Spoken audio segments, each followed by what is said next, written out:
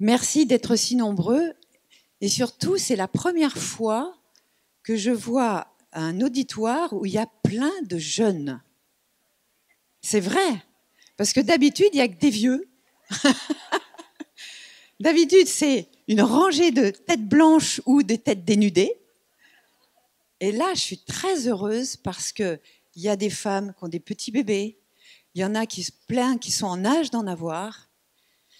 Et moi, si j'avais su le temps que j'aurais gagné, non pas en vie, parce que j'étais en survie, et les galères, les souffrances que l'on a encore aujourd'hui.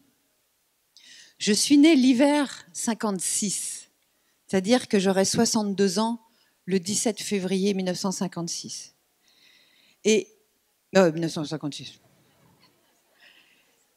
Et vous savez, quand on a passé 60 ans, il y a quand même un petit peu de tête blanche, non? Un petit peu. Eh bien, on s'aperçoit que notre temps sur cette planète, il est compté. Et le problème, c'est que Big Pharma, nos politiques, ils savent que ce temps est compté. C'est pour ça que des gens comme moi, des gens comme le professeur Joyeux, des gens qui n'ont pas la langue dans leur poche, qui n'ont pas la langue de bois, ils se disent, de toute façon, ça va passer, on les classe dans le côté bobo, dans le côté des emmerdeurs qui nous empêchent de manger ce qu'on veut. On va continuer à les bourrer de saloperies, de malbouffe. Comme ça, ils vont bien consommer des médicaments. Vos médecins, encore aujourd'hui, votre gastro-entérologue, s'il n'a pas fait de la micronutrition avec des très bonnes écoles, et s'il y a des thérapeutes, je les invite à faire ces formations du professeur Vincent Castronovo, retenez ce nom, parce que ce sont des écoles fantastiques. Il y a des gens comme Curtet, qui sont des médecins formidables, qui vous enseignent les bonnes choses. Eh bien, votre gastro-entérologue a fait 10 années de médecine, mais il n'a fait que 4 heures en 10 ans sur la nutrition. C'est-à-dire que la nutrition, il y connaît que dalle. Et votre médecin, pareil. Donc quand vous arrivez avec une rectocolite hémorragique, avec une maladie de Crohn, avec une thyroïdite d'Hashimoto, avec un problème de tension, avec des migraines, avec de la spasmophilie, avec de la fatigue, grande maladie moderne, la fatigue. Docteur, je suis fatiguée. Eh bien, relaxez-vous, vous êtes trop nerveuse, madame. Prenez du magnésium, peut-être que ça vous aidera.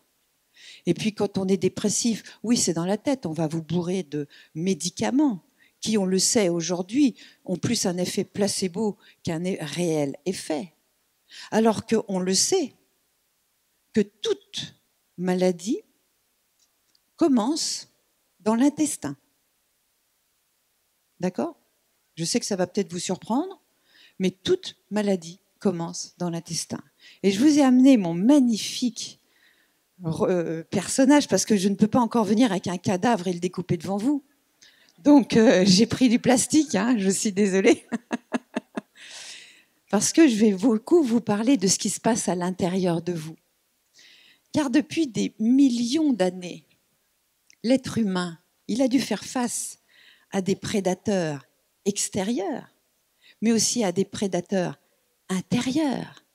Et nous sommes tellement malins que nous avons maintenant éliminé les gros prédateurs qui étaient les lions, qui étaient les méchantes bêtes qui voulaient nous manger, et même le froid, puisque maintenant on a du chauffage ou on a la clim quand il fait trop chaud.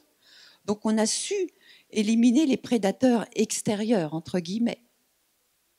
Et comme nous ne sommes plus prédatés, eh bien heureusement, il y a les plus petits que nous qui sont en train de nous prédater. Et on est en train de découvrir qu'on avait complètement oublié, ou même pas oublié, on ne le connaissait pas. Et ce qui est dommage, c'est que notre médecine est d'une arrogance absolument infernale. Soyons humbles devant toutes ces nouvelles connaissances, parce que même dans ces nouvelles connaissances, on connaît qu'un